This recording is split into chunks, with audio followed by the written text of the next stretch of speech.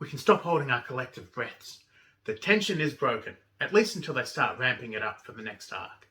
G'day, welcome to the Nerdy Dad channel, and my review and discussion of the 6th episode of Andor, The Eye. As with the first 2 episodes of this arc, The Eye was directed by Susanna White, and in my opinion, she did an absolutely fantastic job. In some ways, the episode was exactly as I thought it was going to be. I mean, we all knew the heist was coming, right? To talk about the episode further, we're going to have to veer into spoiler territory. So, there's your warning. So, in Rogue One, when Andor said, Some of us, most of us, we've all done terrible things on behalf of the rebellion. he wasn't wrong. Maybe I haven't been paying attention the last couple of weeks, but I missed the part of the plan where they threatened to shoot a child. Let the boy go. The writing here is nuanced. Some lines are not blurry. Empire? Bad. Holding a gun to a kid's head, though. Are we the baddies? We know ultimately that the Rebel Alliance are the good guys. They restore democracy and ostensibly fairness and justice to the galaxy. Every Rebel cell has its own story. This is not the same look at the birth of the Alliance that we got in Rebels.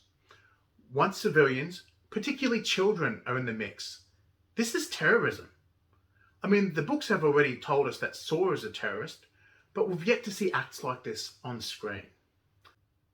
We didn't leave Aldhani much this episode, but I can't wait to see the fallout on Coruscant. Luthen might be at the back of his shop laughing, but Mon Mothma's position has only gotten more vulnerable. I know canonically we're a few years early, but it really feels like Gilroy and co are setting up her final Senate speech for the end of this season. Back to the events on Aldhani. At the start of the episode, the tension continues from last week. It builds and it builds. You feel the danger around every corner. But the operation goes surprisingly smoothly, at least to start with. It really doesn't start going pear-shaped until the Imperial officer in the comms tower overhears the rebel comm chatter. And when he sends a squad down, it really hits the fan. How did everyone else do with the Rebel Survivor bingo? Going into the episode, I thought half of the crew was going to die.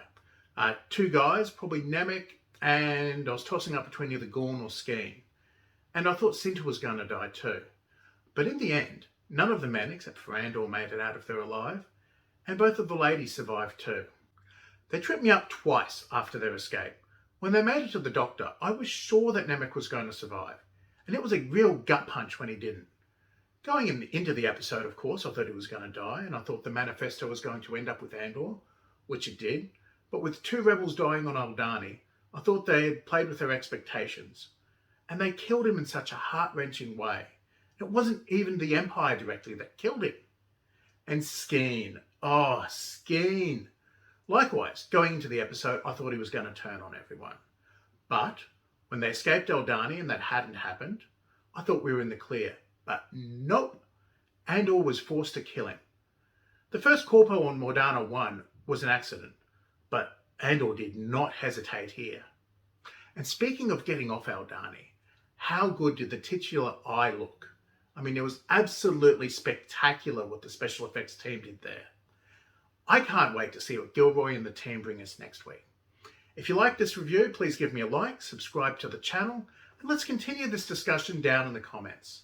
This is the Nerdy Dad, signing off.